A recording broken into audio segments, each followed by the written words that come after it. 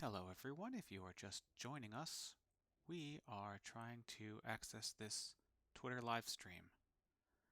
And once it comes on, we'll play it for you.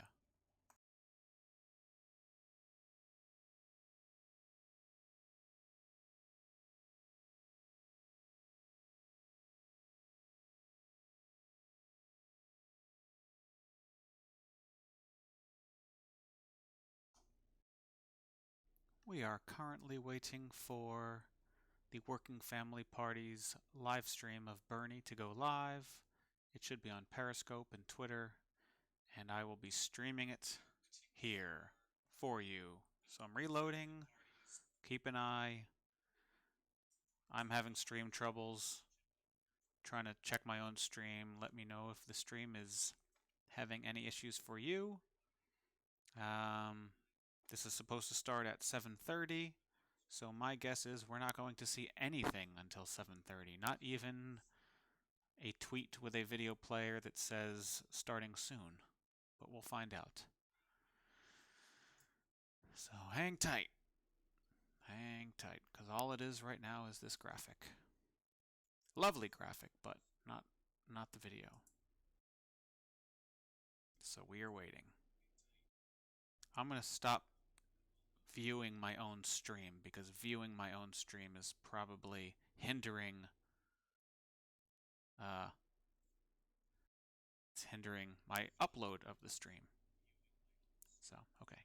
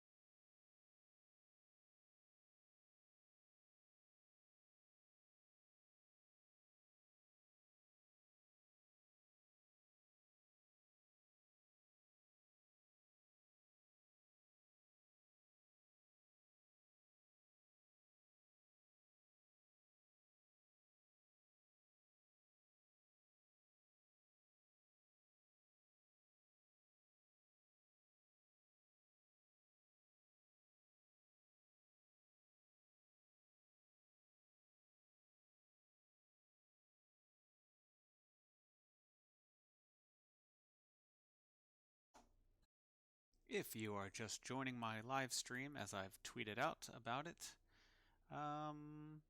welcome. You are looking at my desktop where I have Twitter set up in full screen as we wait for the video to start, for the live stream to start. Once it does, I will make the live stream go full screen, and I'm just going to let it play out.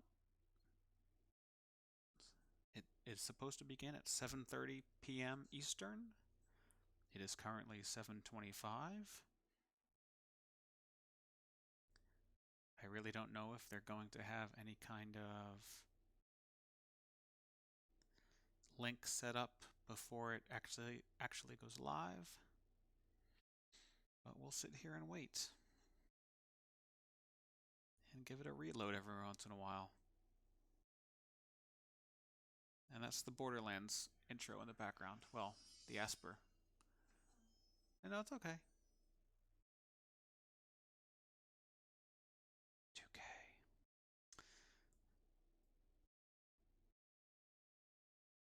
So still nothing yet. But stand by. If you want to get a better stream and you have access to Twitter, that's definitely the way you should be viewing this. I didn't see a YouTube link anywhere on the Working Families YouTube page, so I'm making this YouTube video for people like us who want to watch the live stream on our couch on our big screen TV. And we can't watch Twitter videos on our big screen TV, but we can watch YouTube.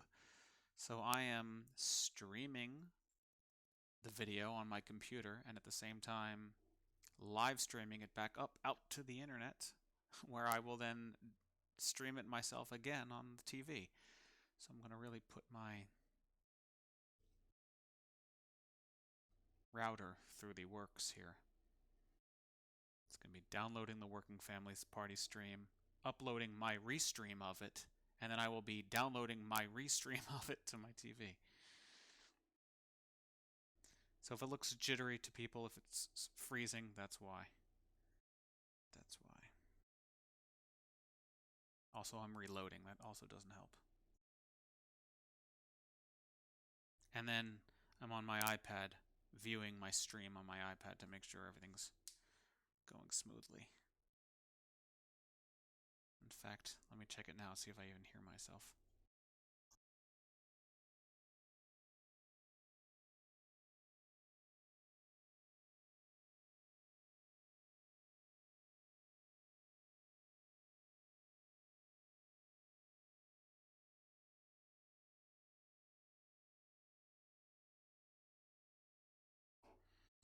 Okay, it sounds good. Oh, well, that just went on the internet. Emily is trying to unlock some pieces of Borderlands 2. I don't know if you heard her getting upset about it. Well, while we wait, we'll try to get Borderlands to work.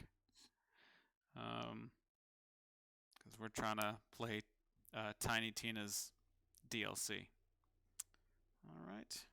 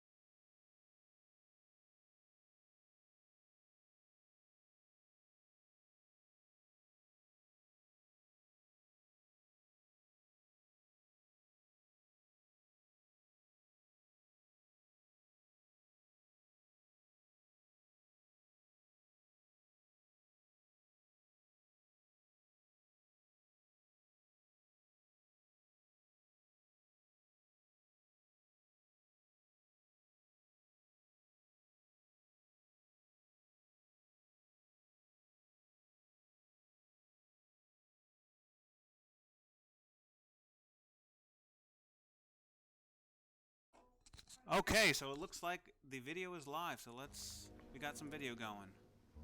So 5, 4, 3. Welcome to Columbia, South Carolina.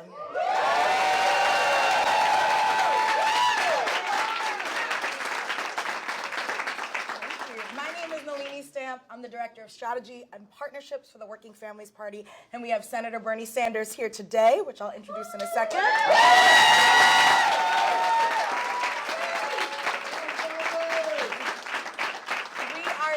As a part of our Working Families Party 2020 endorsement process. A major shout out to ACT TV, who are our media partners. And we also have Spanish translation today. Good. So para 5-313-5111. Código de acceso es 377-569. Y gracias, Tilde, por todo. Before we get started, I want to talk about the Working Families Party endorsement process. For those of you who aren't familiar with us, we are the independent grassroots party that's building an America that is for the many and not just the privileged few. If you want to throw down with us, text WFP 2020 to 738-674. We're endorsing a candidate because we believe the best way to beat Donald Trump is to nominate someone with a bold, transformative vision of real, sustained justice. In this process, we're modeling the type of democracy that we believe we all deserve. So over the course of the next 2 weeks, we're asking 6 presidential candidates questions from the Working Families Party members and allies across the country. After all the candidates have taken your questions, we'll move on to a vote in September. Here's how the vote will work. The Working Families Party National Committee, that's made up of grassroots organizations, state chapters, and national movement leaders, will get half of the total vote share. WFP members and grassroots supporters will also receive an equal share of the vote. The supporter and membership vote will be held online. From September 4th through September 6th, there'll be an affirmation period where supporters can go online and affirm the WFP values and their willingness to vote. And then, from September 9th to September 13th, the vote will be held online as well as our national committee vote. We'll be using ranked choice voting. Here's how it works. Instead of just casting one ballot and one for your favorite candidate, everyone who votes will be asked to rank their candidate's preferences from first to last. If no one's first choice gets more than 50% of the combined vote of the National Committee and supporters, the bottom rate candidate is eliminated and their votes are reallocated to those voters' second choice. This process continues until one of the candidates crosses the 50% threshold and wins. That's it. That's the process. If you want to be a part of it and help decide who we endorse, again, text WFP 2020 to 738-674. So let's give a warm welcome to Senator Bernie Sanders.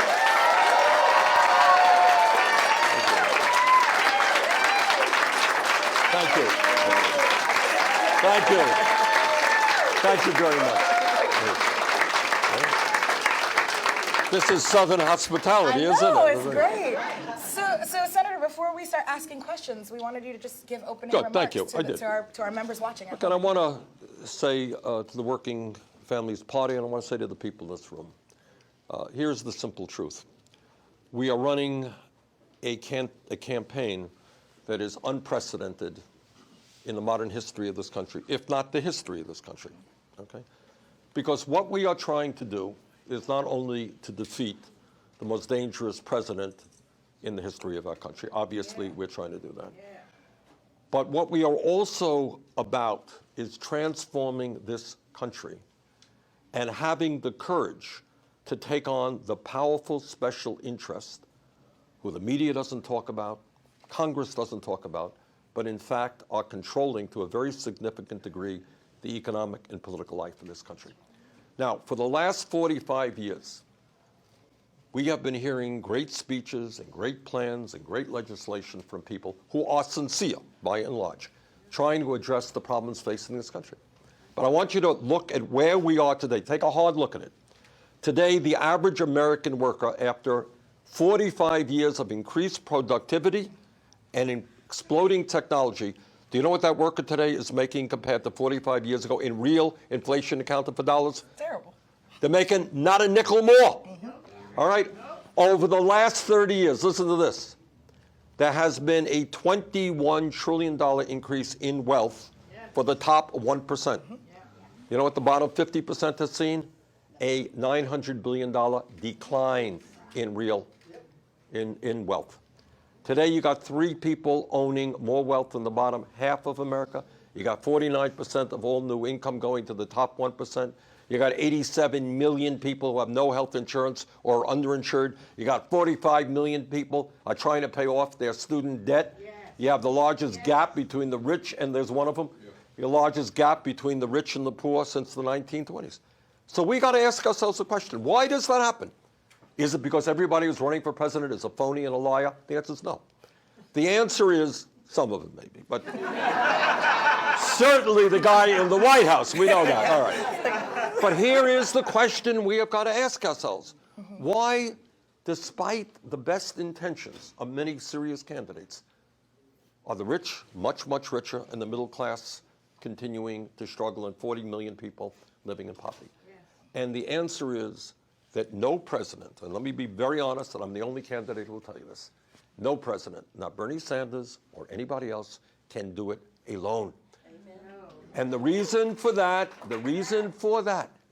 is that the people who have real power in this country are Wall Street, yes, are the insurance companies, yes, are the drug companies, yes, are the military-industrial, yes, complex, are the fossil fuel industry, yes, the prison industrial complex, and the 1%, all right?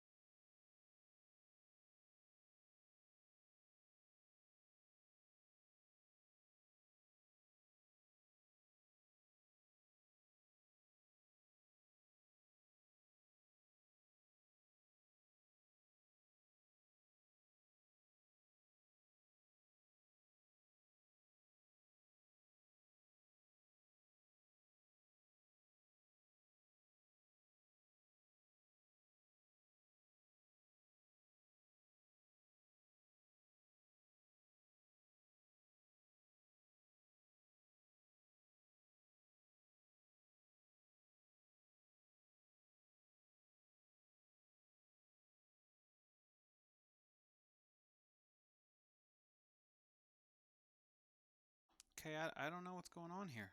I don't know why it went black. I'm refreshing the page. There's the video. It's loading. Anyone saying anything about this?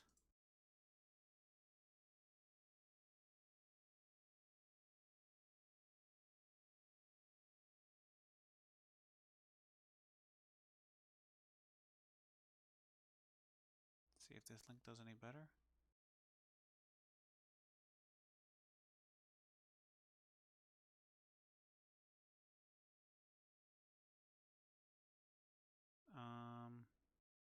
Can't see anything. Okay, so I'm not the only one here.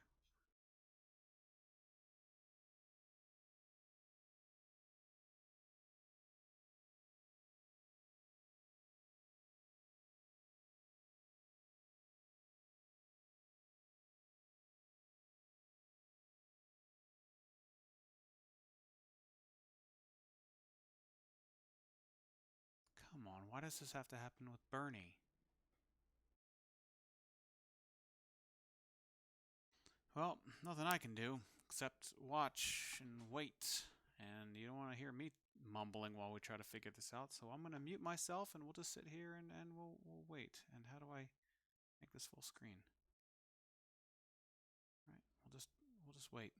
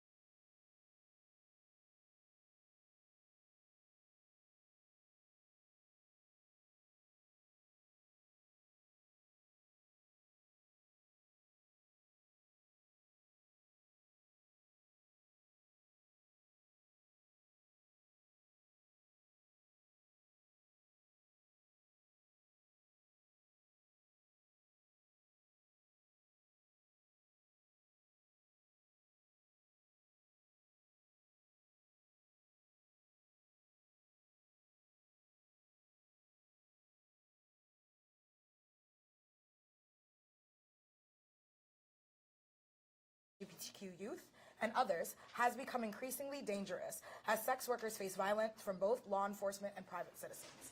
Do you support the decriminalization of sex work to stop punishing folks from surviving and help sex workers live free of incarceration and with less violence? Well, I think you're touching on a very difficult issue, and I'm not going to give you a definitive answer right now. I understand what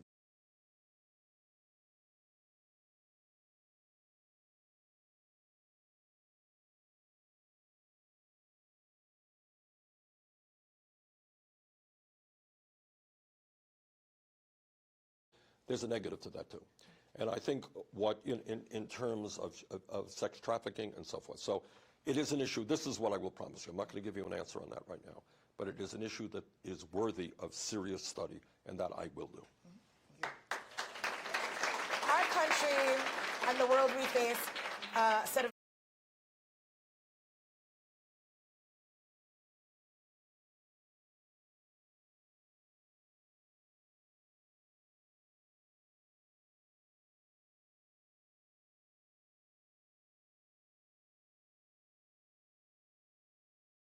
you talked about, from soaring inequality to a warming planet, mass migration to rising white Christian nationalism to existing and potential wars, eroding trust in our governing institutions and democracy itself.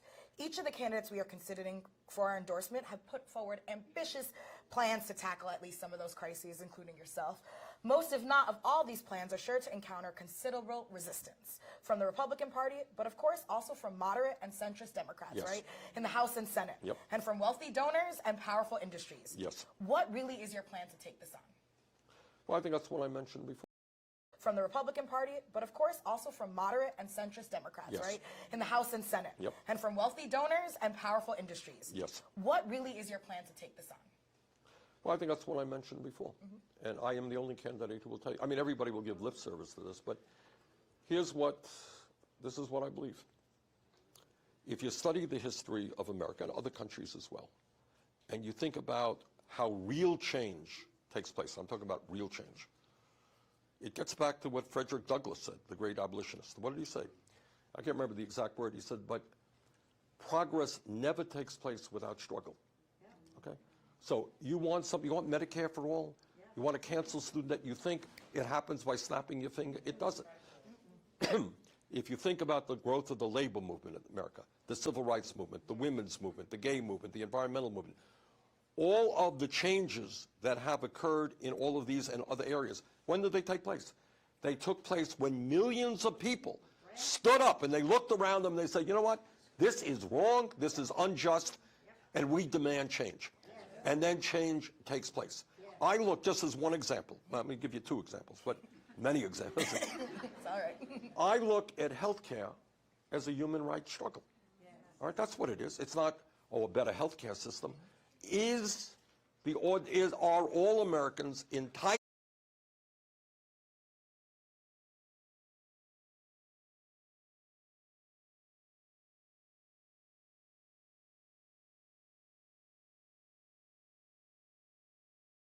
underline the word entitled to health care as a human right? Or should we say, oh, you were in the hospital, you had an expensive procedure, you're going to be one of 500,000 people going bankrupt. Oh, you can't afford to go to the doctor when you're sick, you're going to get sick and maybe you die because you don't have the money to get into the doctor's office. So I see health care is a human right, not a privilege. And what we need to do is have millions of people stand up and tell the insurance industry that the function of health care is to provide quality care to all, not to make $100 billion in profits for the insurance companies and the drug companies. So to answer your question,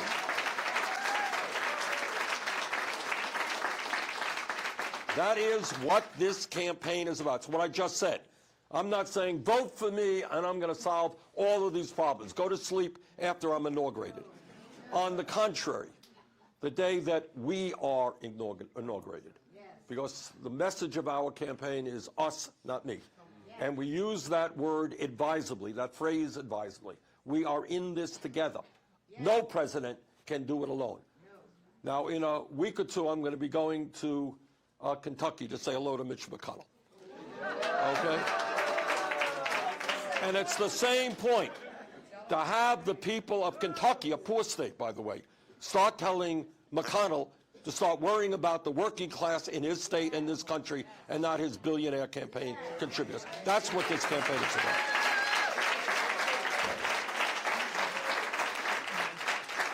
So right now, major corporations like McDonald's and Amazon are not paying their fair share of taxes, which you've talked about a lot.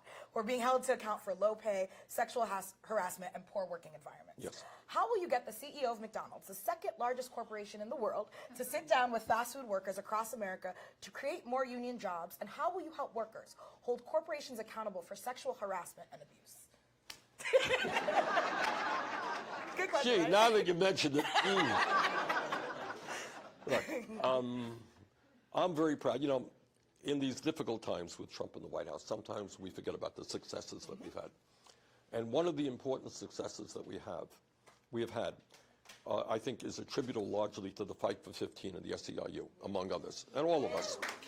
And 4 years ago, as you recall, when I ran for president, I came up with this radical and crazy idea, and I said, maybe if you work 40 hours in America, you should not be living in poverty. Okay, I know it's a radical idea, I know. But since then, 7 states in this country have passed $15 an hour minimum wage.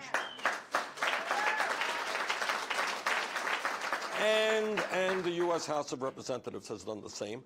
And now we together have got to demand that McConnell allow that vote in the United States Senate. We have taken on Amazon, that, by the way, just in passing, made $10 billion in profit last year, didn't pay a nickel in taxes. We work with the workers in Amazon to get them to raise the minimum wage to $15 an hour. We work with the workers in Disneyland and Disney World to get Disney to raise the minimum wage to $15 an hour. So I am obviously committed to not only raising the minimum wage to $15 an hour, but to making it much easier for workers to join unions. I am perhaps, you know, there may be more pro-union members of the Congress, but I'm not sure that I know who they are. All right, we have introduced what we call the Workplace Democracy Act. And what that says is 50% of the workers in a unit plus one sign a card saying they want to join a union, they have a union. And if the employer refuses to negotiate a first contract, that employer will be severely penalized. And, by the way, in that legislation, we do away with the Taft-Hartley provision that allows for so-called right-to-work states.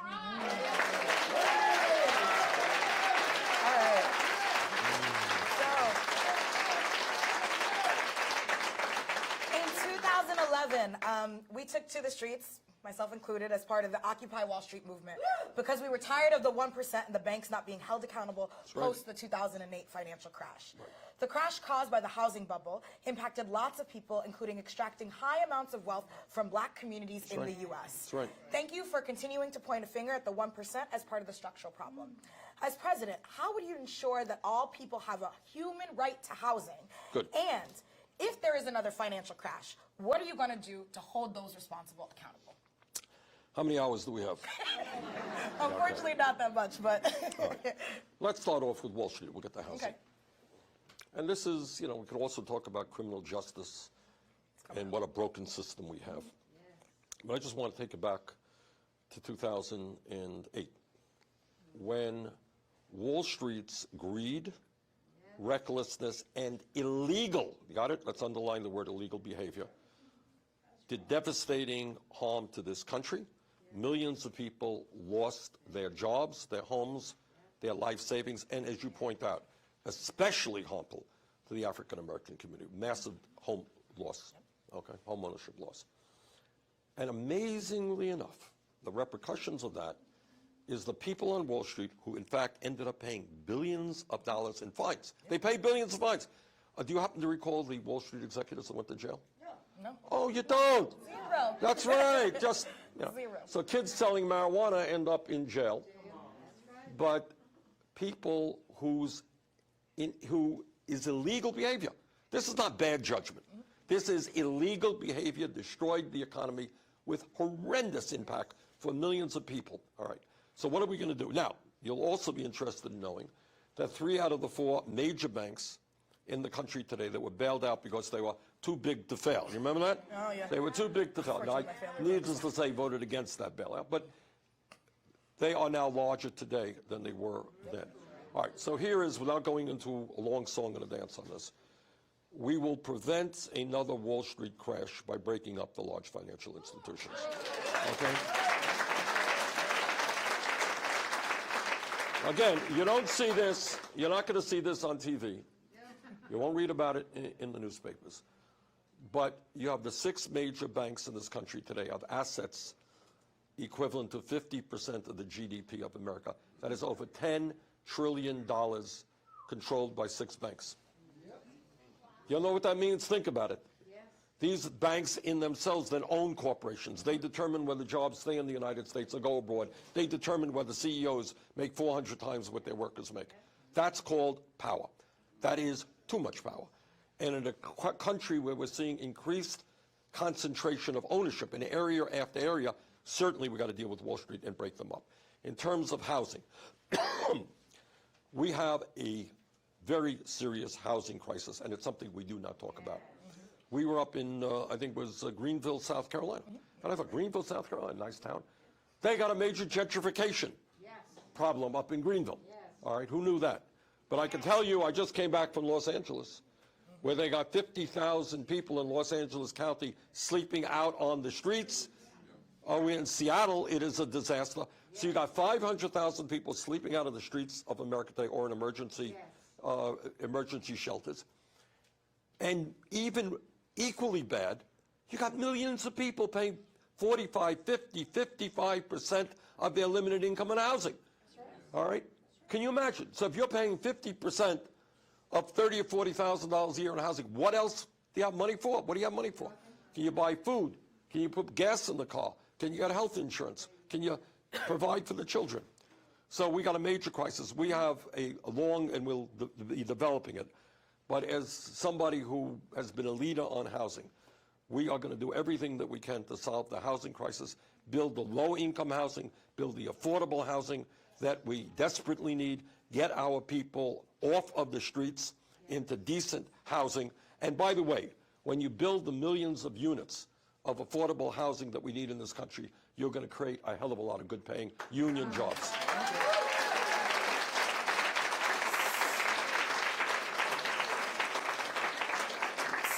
Turn it over to someone in the room. We have Skylin here from Southerners on New Ground. Skylin, your question for the senator. Good evening, Senator Sanders. Thank you for joining us here in South Carolina tonight. I drove up from Charleston, and North Charleston, you may or may not know, has one of the highest rates of evictions in the United States. Yeah. But that's just to comment on what you just said. My question, on any given day, over 540,000 people are locked up in U.S. jails while awaiting trial. Either they were denied a bond by a judge or a magistrate, or they cannot afford the cash bail set. What would you do to address pretrial detention, which disproportionately affects poor people and black communities? Okay. Your name is Skylar? Skylar. Okay. I want everybody to hear what Skylar said, because this is not a well-known fact. And I use a little bit different numbers, Skylar, but it amounts to the same thing. We have about 2 million people in jail right now, which is more than any other country on earth. We have a very, very broken criminal justice system. Actually, I'll be talking about that tomorrow. But in the midst of 2 million people in jail, about 20% of those people, we think about 400,000, you know why they're in jail? Who knows why they're in jail? Because they're poor. They cannot pay their bail.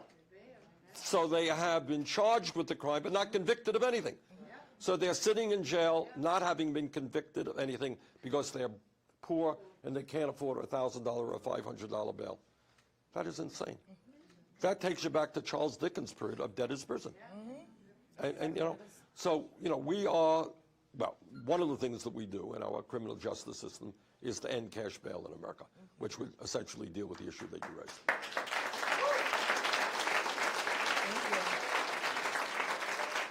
So we have lots of people who are watching from home, and we have been voting up and down via Crowdcast from member streaming. So Zach, what's the top voted question right now? The folks who want to ask the senator. Thank you. Now, Senator Sanders, The top question right now on Crowdcast is from Kolar. So are you prepared to enact labor laws or policies to help create a permanent end to income inequality? For example, putting a cap on what percentage upper management can make compared to the median worker of any given company or corporation? I think so.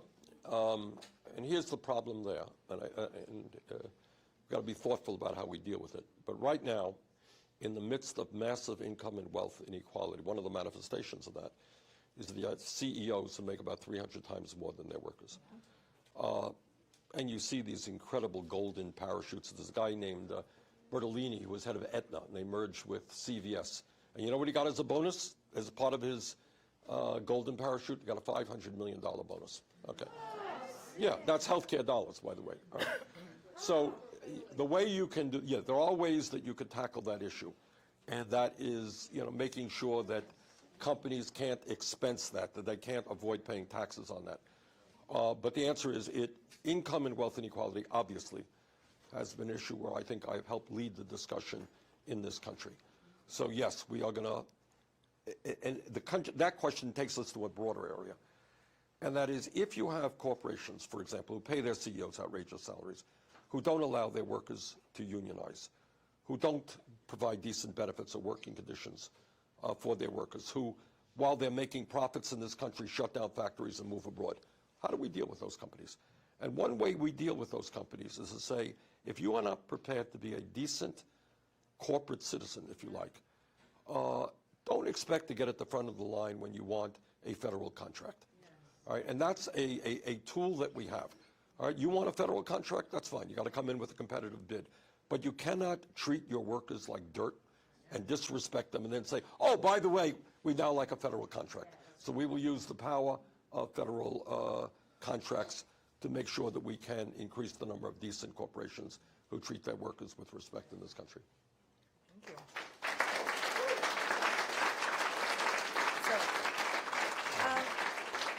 You voted to increase spending at the border, and some of that includes a big increase in tech surveillance. As president, will you cancel the contracts with companies like Palantir that conduct surveillance and target immigrant communities?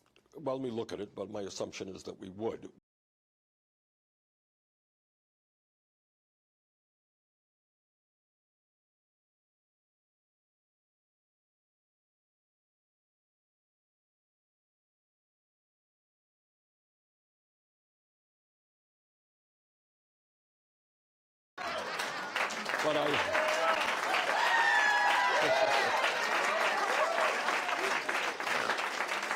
But I expect that the vast majority of the members will not be old white guys.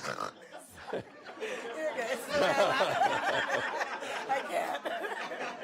And I think just doing that, imagine when somebody takes a picture of a cabinet meeting and it really looks like, and not only demographically, not only African Americans and Latinos and gay folks and so forth and so on, but people who do not come from the billionaire class, people who come from the trade union movement, people who come from the civil rights movement. I mean, that's the kind of cabinet. Look, what we are trying to do, as I mentioned earlier, is not easy stuff. And when I talk about this campaign being unprecedented, that's what I mean. There have been a lot of good candidates running for president now and in the past. But what we are trying to do is not just win the election. We're taking all of them on.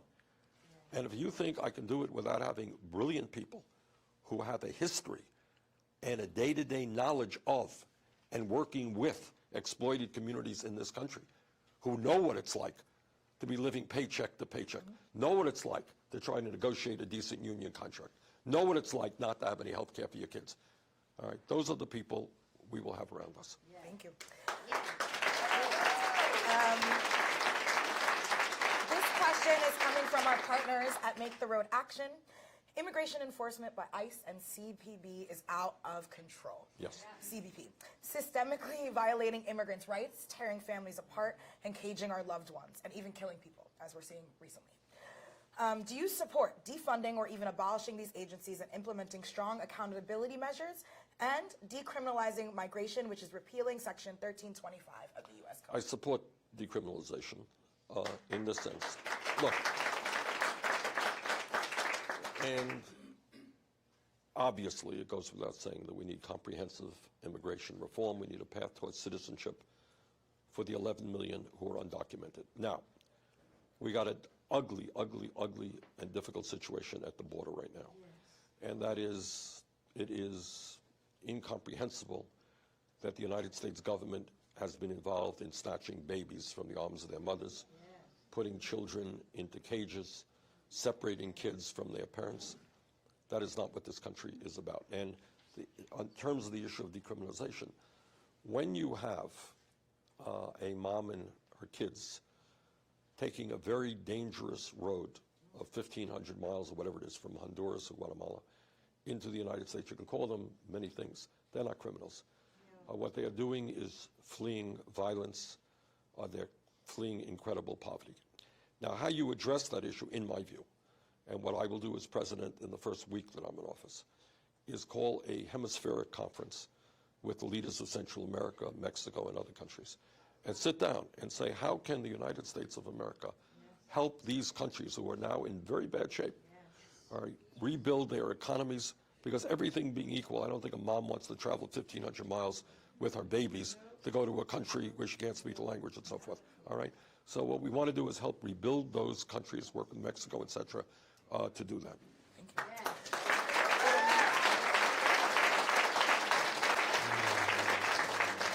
We have one more live stream question, but I'm guessing I'm also asking this one. And so pretend that I am Saul, who's there, who's 13 years old and one of our youngest and brightest super volunteers of the Working Families Party. So Saul, if you just give a little hey, we can see you, we can see you. So pretend I'm 13 and Saul. Hello, Senator Sanders. Hey, Saul. As a 13-year-old, I've aged really well.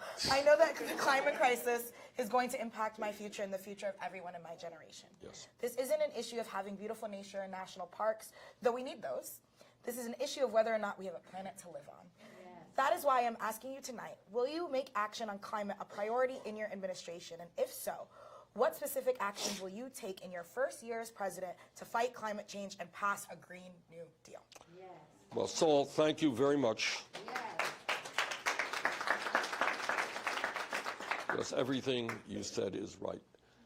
You know, often I am asked, you know, what is the first thing or what's your highest priority? And I never respond to that question because there are so many issues out there. And as a nation, we're going to have to learn how to chew bubble gum and walk at the same time. And I think we can. You know, whether it is the crisis in criminal justice, whether it's the healthcare crisis, the education crisis, the immigration crisis. But how do you not put close to the top of the list the future of the planet? I don't know how you don't do that. So what is, as Saul undoubtedly knows, because he sounds like a very bright young man, is that the scientists have told us that we have fewer than 12 years in order to transform our energy system away from fossil fuel to energy efficiency and sustainable energy, or else there will be irreparable damage done to this planet. And you have just seen in the last literally weeks and months, July, the warmest month on recorded history. Terrible heat waves, record-breaking heat waves by far in the UK, in France. Drought in Australia, you know, all over the world. We're already suffering the impacts of climate change. And if we don't get our act together, it will only get worse. So, Saul, let me tell you, it will not be in the first year. It will be a lot shorter than that. All right, we need, by the time we get to office, we will have a very detailed plan. In fact, we'll be announcing a plan very shortly. But look, you know, it could be a 1,000-page plan or a 2-page plan. But at the end of the day, we all know what it's about. Yeah. What it is about is to tell the fossil fuel industry, sorry, you cannot continue to destroy the planet for short-term profits. Okay.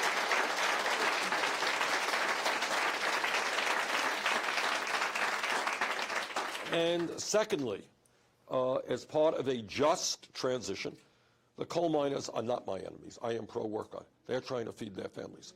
And the guys in the oil rigs are not my enemy. So we need a just transition to protect them and make sure that they have new jobs, they have the education, they have the healthcare, and everything else they need to get their feet on the ground. All right, but what we need to do as a nation, and everybody knows it's not complicated, and you know, we've got to work out the details of it, is we move away from fossil fuel to energy efficiency. There are millions of jobs that can be established by making our homes much more energy efficient. We move to sustainable energies like solar. This South Carolina we're in, there's nowhere near the presence that you should be having here for South Carolina in terms of solar. And that's because of the fossil fuel industry is fighting solar all over the country.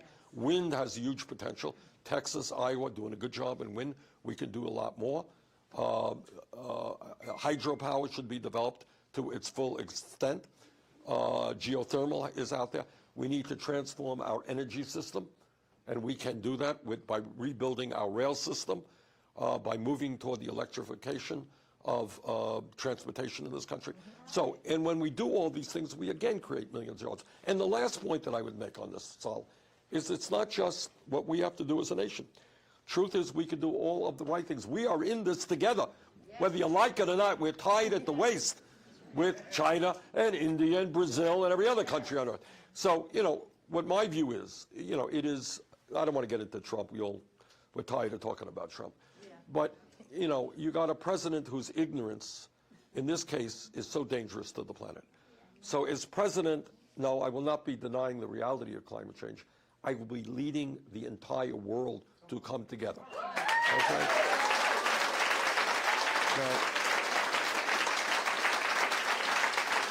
Now, I don't know, you know, I don't want to be overly rhetorical here or being utopian, but this is the dream. And I don't, you know, this is my effort. Don't know if it will succeed.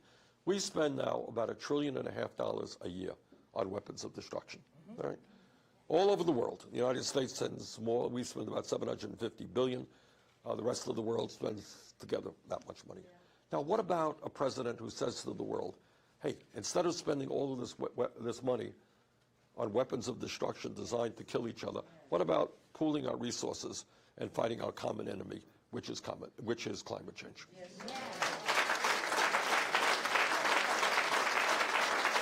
We're going to turn it back to another question, Zach, from the Crowdcast. Yes. This is from Jess from Crowdcast. What can we do to increase civic participation and turnout among working class and working poor Americans? That is a great question. And it's something that also, you know, I have spent my life on, and I know our revolution has been working on it. Nina has been working on it. We're working on this together. And here's what my experience is on that issue. I was elected mayor of Burlington, Vermont, 1981, by 10 votes, by the way. Votes still count. Okay. Yeah, they do. And 2 years later, we had doubled voter turnout from what it was in 1979 in a municipal election. Now, how did we do that? We did it by showing working class and lower income people that politics was relevant to their lives. Right? Most people out there saying, this guy's bullshitting because he's like honest, it doesn't matter. You know, it's all crap. You know, that's what people think. And why would you vote if that's what you believe? But if you make a difference in people's lives, and we did in Burlington, they say, you know what, I didn't know this. It actually makes a difference who is mayor. And if we move quickly and we provide health care to all people, and they say, oh my God, I didn't know that. I can go to the doctor whenever I want to. I don't have to pay outrageous prescription drug costs. My kid is able to go to college without tuition. And we've canceled student debt. You know what people will say? Government matters. Government matters. So what we need to have is an agenda that speaks to the needs of working class.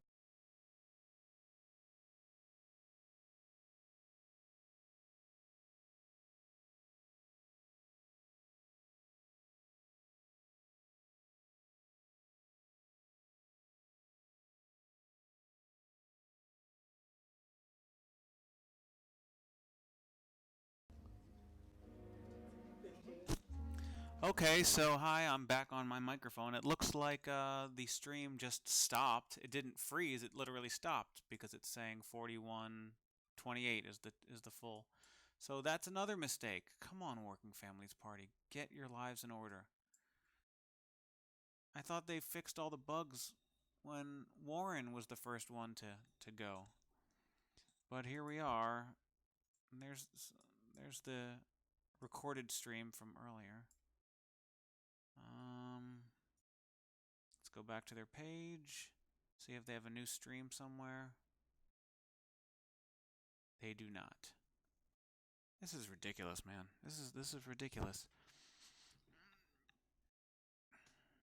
They have one job, to stream this. People stream all the time. Twitch streamers are streaming all the time. I'm streaming this. I don't know what the problem is. 3,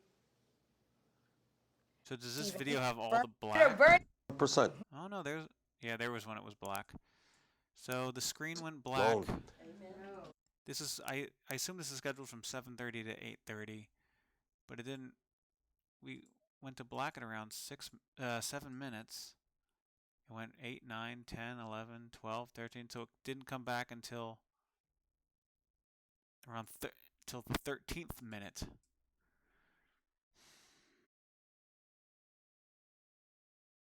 So that was about 6 minutes of blank screen. So I'm hoping this goes to at least 8:36. And for every minute we're wasting here, it should add to it. No, that's still the...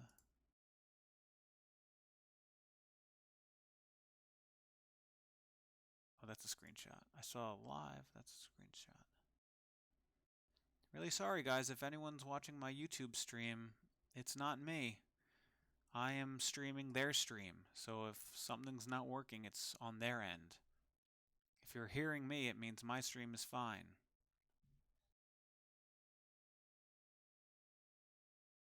My YouTube stream is going just fine. It's this Periscope stream. Let's click on Periscope itself.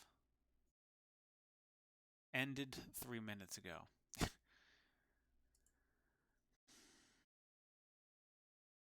Oh, good. So I was wondering where they would have the archived Elizabeth Warren, and there it is right there. They have Julian Castro on YouTube, but they don't have Warren's.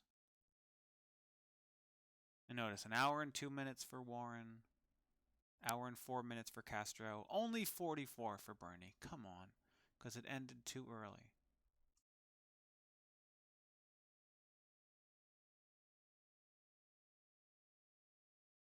I don't know. No, it was not. I don't think it was supposed to end now. I think they're an hour long, and it started at 7:30.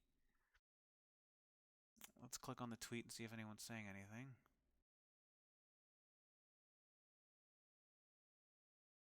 Nothing to hear anyway. All Bernie lies. Okay. Well, it's a clever response. Nothing to hear anyway. All Bernie lies. All Bernie does is lie, or?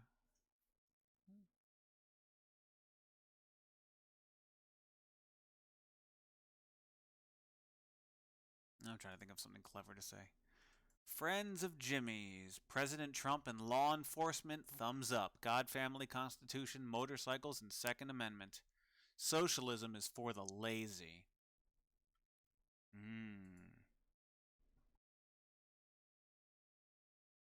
So it might not be that he's lying, it's just he doesn't like the message. Of Bernie. Ooh, 41 seconds ago, Bernie Sanders on ensuring equality. Oh, I thought this was letting us know what's going on with the live stream. They're just tweeting now what Bernie Sanders is saying. They're just sending out tweets because they don't have the video. Bernie Sanders on ensuring equity to black and indigenous communities, quote, "We need more black doctors, more black nurses, but that ties into making public colleges and universities free.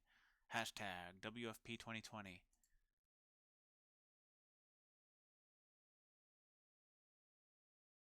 Are we tweeting his answers because the stream is dead?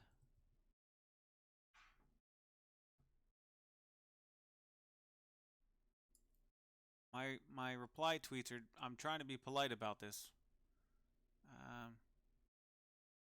That's pre-recorded clip. Come on.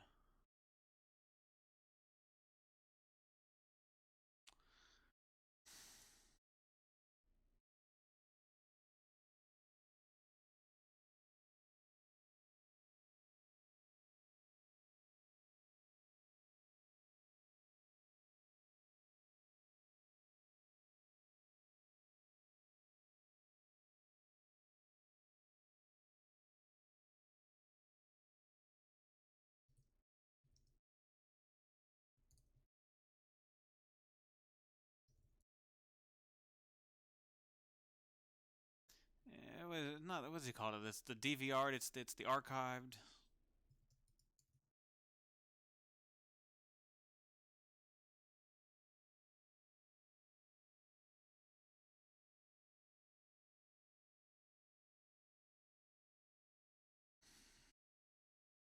Well, guys, if anyone is watching my stream, let me check my iPad and go onto the YouTube and see if anyone's on my stream. I have 2 likes. Hey, thanks for giving me likes. Oh, here's some people talking. Periscope is up, not YouTube. YouTube now up. This program needs to be replayed on YouTube. Yes, it does. They say Periscope is up, but that was 7:45, so that was a while ago.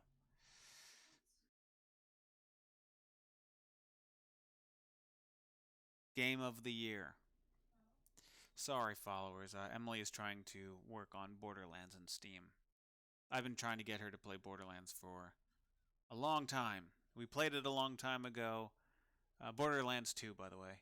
We tried playing it a while ago, then life caught up, and now we're trying to play it again. I really want her to play Tiny Tina's DLC, because she loves Zelda, and I think the Tiny Tina's DLC, the environment and the maps, that is as close to Zelda-ish as we're going to get. But we're playing through the main campaign story right now. She downloaded the Game of the Year edition when it was on sale on Steam.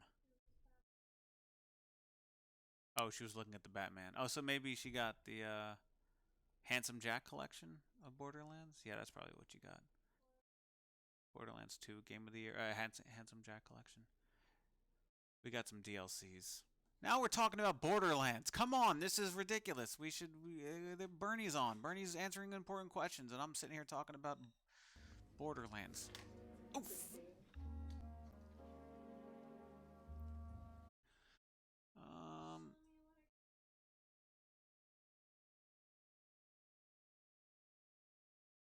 I'm gonna text people here on this live chat.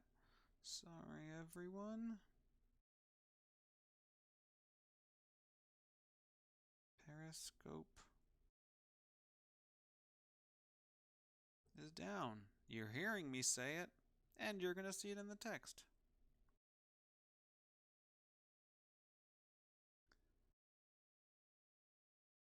I'm just reloading the page, hoping to see some. They're just retweeting tweets now. They're retweeting tweets from everybody else. Now Stamp asking how Bernie Sanders will ensure equity for Black and Indigenous communities in addition to his universal programs. Every candidate should have a full and complete answer to this question. I see equity and my brain wants to say equality, and I have to. They retweet Ember, who says, Bernie Sanders to working families, quote, I see a nation of massive wealth disparity. Within that, there is racial disparity. Disparities in housing, education, and health care. We will address all those disparities. Then they retweeted Ember again, who says, Bernie Sanders to working families, quote, the challenges that we face are enormous. The reality is that we have an establishment today who wants to preserve the status quo. There is no way we will bring about change without an unprecedented grassroots movement. So, show this thread. There's a whole thread. Here we go. Oh, that's not a thread. Oh my gosh. Yeah, look at all these quotes. There's tons of stuff. All right. 41:39. Well, we read all this 14 minutes ago, 10 minutes ago. Never mind. I thought she was tweeting everything happening now. This is an embarrassment.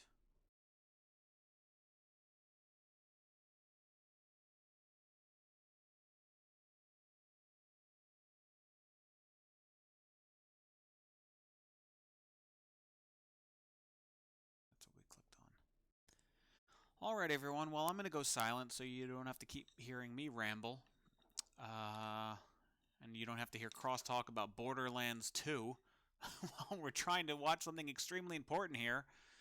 All right. If you want to stay tuned, please do. I will try to keep getting this to work until 8:35 or so. I'm going to do my best. Silence starting now.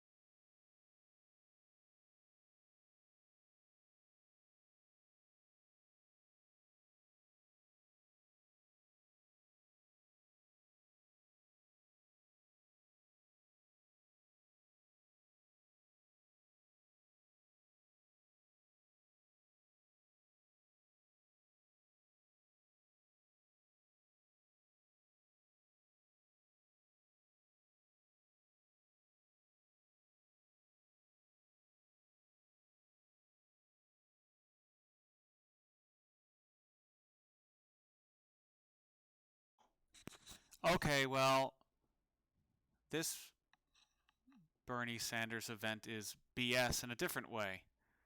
Not his initials, BS as in this is BS that it's not loading or playing. So I'm going to sign off. For those who want to see if they can watch it again, here's the tweet. Search for Working Families Party, and that's where their tweet will be. If you want the direct Periscope link and you want to see it live, not see it live, but see it in full, go to this URL right here, and that is where you will be able to see this Periscope stream, or what was able to be broadcast. www.pscp.tv/, that is a /. Don't listen to anyone who calls that a /. That's not a /. It's leaning forward. It's leaning in the direction that you read. That is a // /w/1 capital O lowercase d capital K lowercase r lowercase v capital D capital W capital L lowercase n lowercase e capital K capital X. I don't know if the lower and upper cases matter, but there you go. That's where you need to go. Got it? Good. Thanks for watching. Sorry that their stream was so terrible. That's out of my hands. Take care. Support Bernie. Go donate. And make sure you're registered to vote. And recheck and recheck again.